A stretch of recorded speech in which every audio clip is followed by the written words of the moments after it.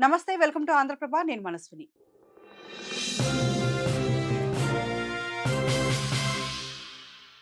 Europe దేశమైన Spain ఇప్పుడు అక్రమ వలసదారులతో వణికిపోతుంది.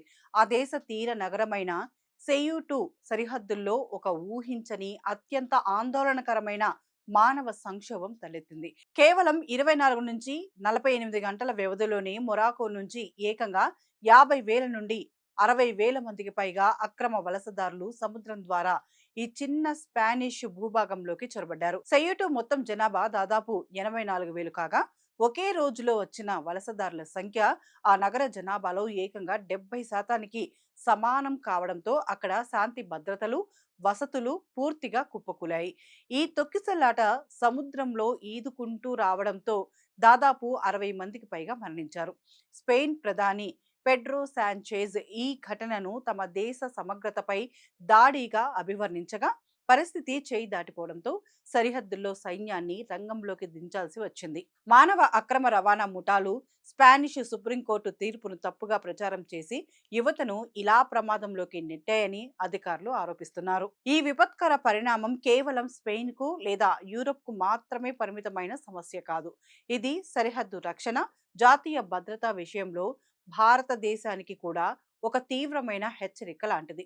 భారతదేశం ఇప్పటికే బంగ్లాదేశ్ నుంచి ఎదుర్కొంటున్న చొరబాట్లు, అక్రమ వలసల సమస్యలకు, స్పెయిన్ సంక్షోభానికి మధ్య ఉన్న పోలికలను విశ్లేషిస్తే మన దేశానికి ఇది ఎంత ప్రమాదకరమైన హెచ్చరిక అన్నది స్పష్టమవుతుంది. స్పెయిన్ ఘటన మనకు నేర్పే మొదటి పాఠం భౌగోళిక సరిహద్దుల భద్రత. మొరాకో స్పెయిన్ సరిహద్దుల్లో భారీ గోడలు, కేబుళ్లు, ఫెన్సింగ్ ఉన్నప్పటికీ వేలాది మంది సముద్ర మార్గం గుండా ఒకేసారి చొరబడ్డారు. భారతదేశానికి బంగ్లాదేశ్తో దాదాపు 4,096 కిలోమీటర్ల పొడవైన విస్తృతమైన సరిహద్దు ఉంది. ఇందులో నదులు, అడవులు ఎక్కువగా ఉండటం వల్ల నిరంతరం అక్రమ చొరబాట్లు జరుగుతూనే ఉన్నాయి. స్పెయిన్ సరిహద్దులాగే సరిహద్దుల వద్ద రక్షణ వ్యవస్థను ఎంత బలోపేతం చేసినా నిరంతర నిఘా మరియు సైనిక అప్రమత్తత లేకపోతే క్షణాల్లో పరిస్థితి చేయి దాటిపోతుందని ఈ ఘటన స్పష్టం చేస్తోంది.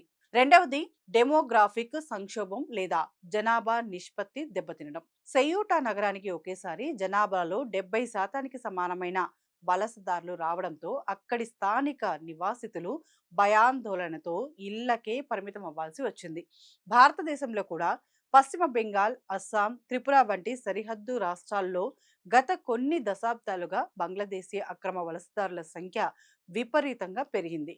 దీనివల్ల అనేక జిల్లాల్లో స్థానిక గిరిజన, ఇతర వర్గాల జనాభా నిష్పత్తి తగ్గిపోయింది.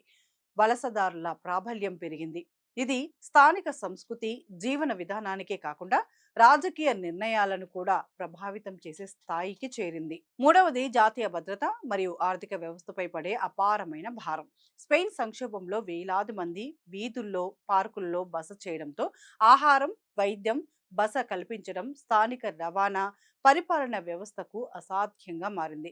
భారతదేశంలో ఇప్పటికే కోట్ల సంఖ్యలో ఉన్న అక్రమ బంగ్లాదేశీయులు, రోహింగ్యాలు ఉపాధి, నివాసం, ఆధార్ వంటి గుర్తింపు కార్డులు పొందుతూ దేశీయ వనరులను పంచుకుంటున్నారు. భారతీయ పౌరులకు చెందాల్సిన రేషన్, వైద్య సదుపాయాలు, సంక్షేమ పథకాలు అక్రమ వలసదారుల చేతుల్లోకి వెళ్లడం వల్ల దేశీయ ఆర్థిక వ్యవస్థపై తీవ్ర ప్రభావం పడుతోంది. పైగా ఈ అక్రమ మార్గాల ద్వారా ఉగ్రవాద ముఠాలు, నకిలీ నోట్ల ముఠాలు, డ్రగ్స్ రవాణా చేసే జాతీయ వ్యతిరేక శక్తులు సులువుగా చొరబడే ప్రమాదం ఉంది. నాలుగవది సోషల్ మీడియా, అసత్య ప్రచారాలు మరియు అంతర్గత రాజకీయాలు. స్పెయిన్లో చొరబాట్లకు ప్రధాన కారణం సోషల్ మీడియాలో స్పెయిన్ కోర్టు తీర్పుపై జరిగిన అసత్య ప్రచారమే అని తేలింది. అలాగే మన దేశంలోని సరిహద్దు దాటితే ఉచితంగా గుర్తింపు కార్డులు, ఓటు హక్కు, ఉపాధి దొరుకుతాయనే ప్రచారంతో హ్యూమన్ ట్రాఫికింగ్ ముఠాలు లక్షలాది మందిని భారత్లోకి అక్రమంగా సరిహద్దులు దాటిస్తున్నాయి. పైగా యూరప్లోని ఇటలీ వంటి దేశాలు స్పెయిన్ తీరుపై ఆగ్రహం వ్యక్తం చేసినట్లే మన దేశంలో కూడా అక్రమ వలసదారులను వెనక్కి పంపించే సరిహద్దు భద్రతా బలగాల చర్యలపై కొన్ని వర్గాలు, ప్రతిపక్షాలు చేసే రాజకీయ విమర్శలు జాతీయ భద్రతను బలహీనపరుస్తున్నాయి. ముగింపుగా స్పెయిన్లోని సెయూటా సరిహద్దు సంఘటన ప్రపంచ దేశాలన్నిటికీ ఒక గట్టి మేల్కొలుపు. బంగ్లాదేశ్లో మారుతున్న రాజకీయ సమీకరణాలు, అస్థిరతల నేపథ్యంలో భారత్ మరింత అప్రమత్తంగా ఉండక తప్పదు.